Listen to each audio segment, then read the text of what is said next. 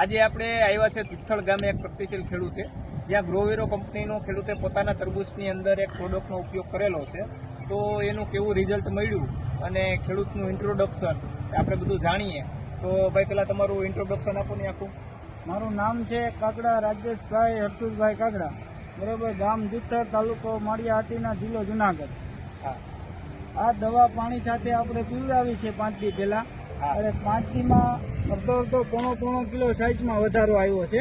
હા. અને આ દવાનું રિઝલ્ટ જોરદાર છે તરબૂચ માટેનું.